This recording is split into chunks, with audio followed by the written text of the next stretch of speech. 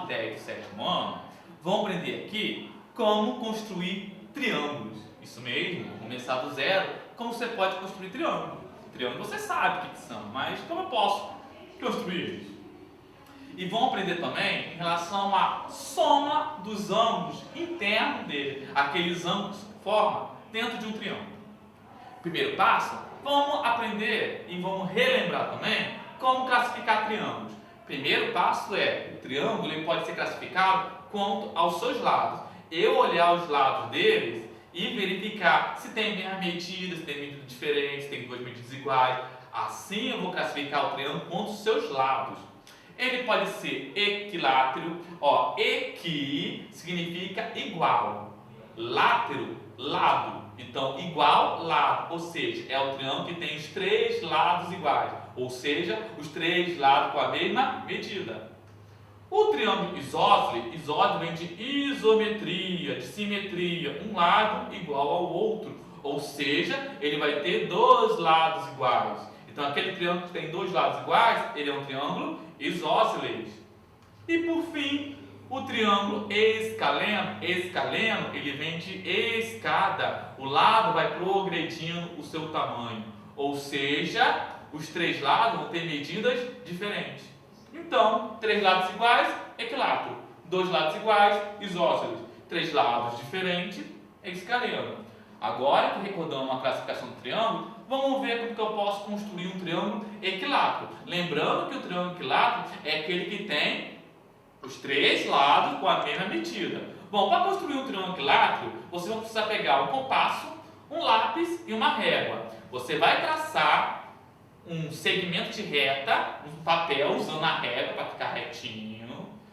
Bom, para desenhar um triângulo equilátero, eu tenho que saber qual é a medida, que eu vou usar. Então, eu vou fixar no meu compasso uma medida que eu quero do meu triângulo, sei lá, 4 centímetros. Então, eu vou colocar ele em 4 centímetros.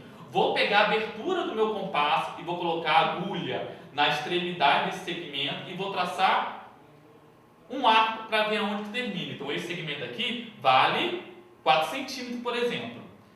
Para desenhar os outros dois lados do meu triângulo, já desenhei um dos lados.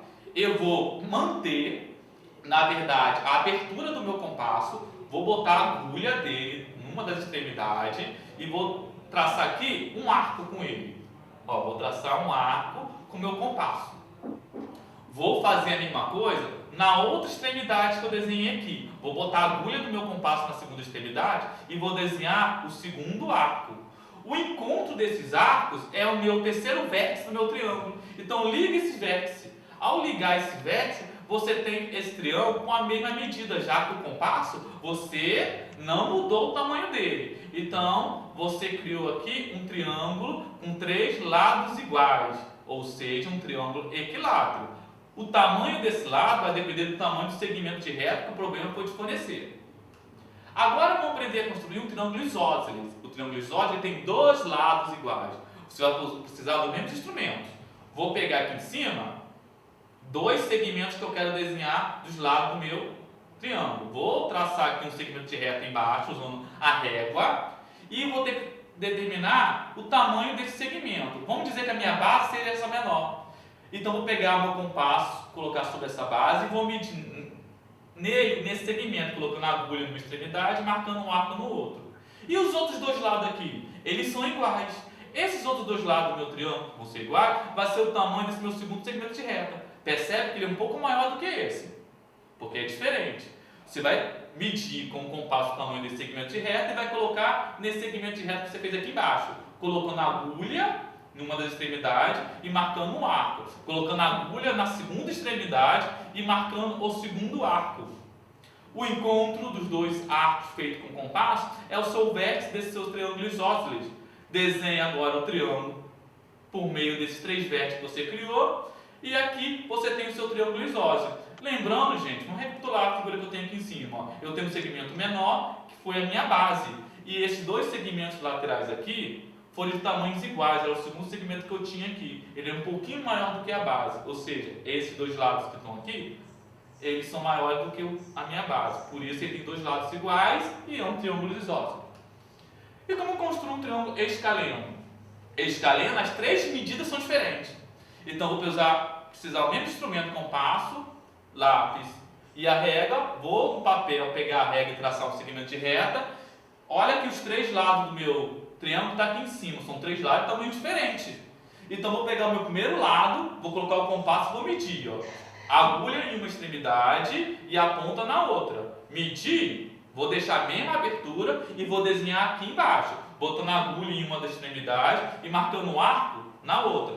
Determinei um dos lados. O segundo lado vai ser como? Vou pegar o mesmo compasso e vou colocar no segundo segmento de reta, tem um tamanho diferente. Vou botar a agulha em uma extremidade e a ponta na outra, para medir o tamanho. Esse tamanho eu vou desenhar ele aqui embaixo. Como? Eu vou colocar a agulha em uma das extremidades, exatamente como está aqui, e vou desenhar o arco, para medir o tamanho desse lado. Vou fazer o mesmo agora com o terceiro lado. Olha que é o tamanho diferente dos outros dois. Vou medir o tamanho desse terceiro lado, colocando a agulha e a ponta nas extremidades daquele segmento, daquele tamanho, e vou colocar com essa abertura a ponta da agulha na segunda extremidade do segmento que eu fiz embaixo e traçar o arco. O ponto de encontro desses dois arcos que eu fiz é o terceiro vértice do meu triângulo. Repare como ficou com três lados diferentes, que é justamente a medida que eu tinha pego lá no início. Então aqui eu desenhei um triângulo escaleno que tem as três medidas diferentes. Bom, além disso, gente, vamos aprender a saber o que é uma condição de existência de um triângulo. Parece meio esquisito, mas o nome já está dizendo. É para você verificar se aquele triângulo existe. Ou seja, se é possível desenhar aquele triângulo com as medidas dadas. Porque às vezes não vai dar para desenhar. Porque as medidas, por algum motivo, não dá para fechar um triângulo. Então, como que eu sei? Você tem uma condição. Para poder construir um triângulo, é necessário que a medida de qualquer um dos lados, seja menor que a soma dos outros dois e seja maior que a diferença entre elas. Falando assim, parece que estou falando grego, né? Mas vamos na prática para ver como é que vai ser feito. Então, eu tenho aqui um exemplo. Um triângulo de lado AB valendo 16 centímetros, lado CD 20 centímetros e lado EF 30 centímetros. Vem a pergunta, será que eu consigo desenhar um triângulo aqui? Então eu tenho aqui ó, os três segmentos, 16, 20 e 30. Aqui está um possível triângulo desenhado, eu fiz um rascunho. Será que esse triângulo aqui existe? Então, para verificar se realmente eu consigo construir ele, desenhar ele, eu preciso saber o quê? Da condição de existência. Como que eu faço? Eu pego qualquer um dos lados, no caso eu comecei com o menor, eu verifico, será que ele está entre a soma e a diferença, ou seja, eu vou somar e vou subtrair os outros dois lados? Bom, 16 está entre a soma, que vai dar 50, e 16 está entre a diferença, que vai dar 10, dos outros dois lados. Ou seja, 16 é um valor que está entre 50 e 10. É verdadeiro. Vou pegar o outro lado, peguei o lado médio. Vou fazer o mesmo raciocínio. Será que 20 está entre a soma e a diferença dos outros dois lados? Ou seja, eu vou somar os outros dois lados, ou seja, maior com menor. 20 com 16 e 20 menos 16. Se eu somar, vai dar 46. E se eu subtrair, vai dar 14. De fato, 20 é um número que está entre 14 e 46. Verdadeiro. Vou testar agora o terceiro lado, o maior. O maior lado, será que está entre a soma e a diferença dos outros dois? Vamos verificar. Se eu somar os outros dois lados, vai dar 20 mais 16, 36. E se eu pegar a diferença entre eles, 20 menos 16, 4. Ou seja, 30 é um valor que está entre 4 e 36. Então, eu testei a condição de existência dos lados do meu triângulo e de fato foi verdadeiro. Ou seja, esse triângulo aqui existe, você pode pegar lá o seu compasso, régua, lápis e tentar desenhar ele que você vai conseguir. Resposta: sim, você consegue desenhar. Agora vamos ver o que acontece, gente, com os ângulos dentro de um triângulo. Bom, eu desenhei um triângulo qualquer aqui e eu tenho um ângulo aqui vermelho, que eu chamei de alfa, um ângulo verde, que eu chamei de beta, e um ângulo azul, que eu chamei de gama. Nossa, professor, está falando grego? pior que eu tô falando grego meio, porque alfa, beta e gama são letras gregas. Bom, elas são letras gregas usadas dentro da geometria, geralmente para eu representar ângulos desconhecidos. Como eu não sei o valor desse ângulo, eu chamei de uma letra grega, alfa. Como eu não sei o valor desse ângulo, eu chamei de uma letra grega, beta. Como eu não sei esse ângulo, eu chamei de uma letra grega, gama. Então aqui são letras que representam valores desconhecidos. Mas vamos se apegar à cor, que fica mais fácil. Então tem o ângulo vermelho, verde e azul. Bom, o que vai acontecer se eu somar os três? Bom, para isso, o que eu vou fazer? Eu vou pegar uma reta paralela à minha base aqui embaixo e vou desenhar aqui em cima. Paralelo à base. O que são retas paralelas? Se eu projetar essas duas retas aqui, elas nunca se encontram. Ó, elas são paralelas. O que eu vou fazer? Eu vou projetar o ângulo da minha base em cima, nessa minha reta paralela. Então eu vou ter que esse ângulo azul é igual a esse ângulo azul aqui em cima. Já que são retas paralelas, você pode projetar o ângulo. Esse ângulo verde, ele é igual ao ângulo aqui em cima. Então aqui em cima também tem um ângulo verde, que foi projetado para cima, foi jogado para cima. O que vai acontecer? Os três juntos aqui estão dando meia volta. E meia volta vale 180. Ou seja, na hora que você somar os três ângulos, vai dar 180 graus. Pergunta é, será que isso vale para todos os triângulos? Sim. Qualquer triângulo, se você somar os ângulos internos dele, vai ser sempre 180 graus. Aqui eu tenho um triângulo que eu vou manipular ele. Ó. Ele era pequeno, eu estou esticando ele. Vou aumentar. Repara o que eu vou fazer. Eu botei o valor do ângulo dele aí, não está aparecendo, mas está mostrando o ângulo com cor diferente. Azul, verde e vermelho. Eu recortei o meu ângulo e botei em cima. Eu recortei meu segundo ângulo e botei no lado dele. Eu recortei o terceiro ângulo e botei no lado dele. Quando eu coloquei os três ângulos juntos, eu recortei e botei um lado do outro. O que aconteceu? Deu meia volta também. Ó. Ou seja, de fato, se eu somar os três ângulos, vai dar 180 graus. Vamos resolver uma questão para poder ver como que isso vai cair na prática? Calcule o valor de x no triângulo a seguir. Então eu tenho esse triângulo, ele me falou que aqui vale x, eu não sei, vou tentar descobrir, gente.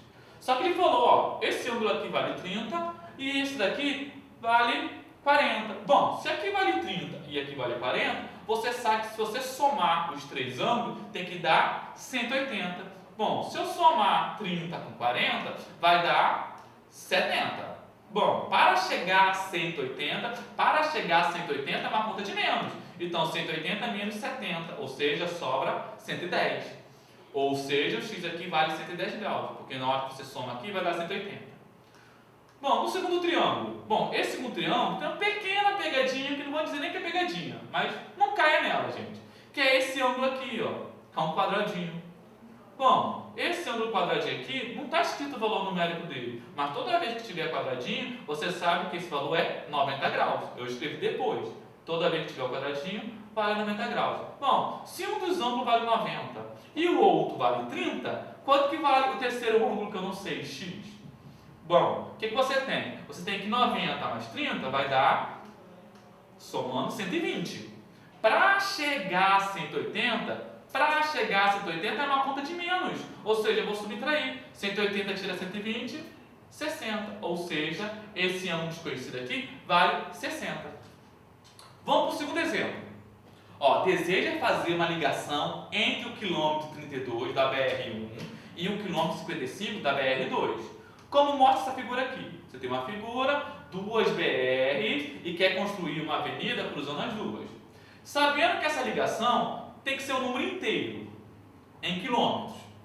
Quais as medidas mínima e máxima, respectivamente, que você pode ter?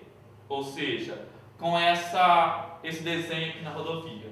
Então, na verdade, o desenho mostra que eu vou ter um triângulo BR1 e BR2. E o cruzamento entre elas, se eu traçar, vou ter um triângulo. Essa BR aqui, qual vai ser o tamanho máximo e mínimo dela? Ou melhor, mínimo e máximo, na ordem que ele quer, respectivamente.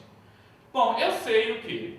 Eu sei que uma das BR vale 32 km, que ele colocou aqui, e a outra vale 55. Para que esse triângulo aqui possa existir, esse terceiro lado do meu triângulo, ó, que eu não sei, x, há condições de existência de um triângulo. O meu terceiro lado, ele tem que estar entre quem? A soma e a diferença dos outros dois lados. Se um lado vale 50 e o outro 32, o que você vai fazer? Você vai somar 50 com 32 e vai subtrair.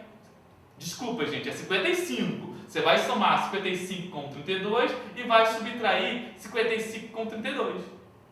Bom, se você soma, vai dar 87. Se você subtrai, vai dar 23. Ou seja, esse lado x desconhecido dessa minha rodovia tem que estar entre 23 e 87 para que esse triângulo exista.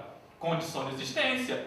O terceiro lado tem que estar entre a soma e a diferença dos outros dois. Presta atenção que aqui tem uma outra pegadinha. Você já descobriu que o terceiro lado tem que estar entre 23 e entre 87. O 23 serve? Não. Tem que estar maior do que 23 e menor do que 87. Se é maior do que 23, o primeiro inteiro, por isso que a questão colocou o número inteiro. O primeiro inteiro que serve aí é o 24. E menor do que 87, ou seja, o primeiro inteiro menor do que 87 é 86. Ou seja, essa minha rodovia, ela vai ter que ser construída no quilômetro 24 a 86, em algum desses tamanhos, para poder existir. Então eu descobri o valor mínimo e máximo dela. Vamos para o terceiro exemplo. Eu tenho um triângulo equilátero, se lembra? Equilátero, os três lados dele são iguais. Todos os ângulos internos dele têm a mesma medida, justamente porque os três lados são iguais. E eu vou chamar essa medida de x. Determine esse valor. Então eu tenho aqui um triângulo com três lados iguais e os ângulos internos dele aqui, ó, eu não sei.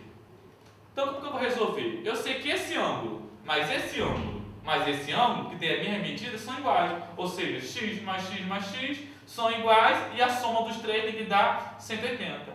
Bom, se eu somo x mais x, você vai ter 3x.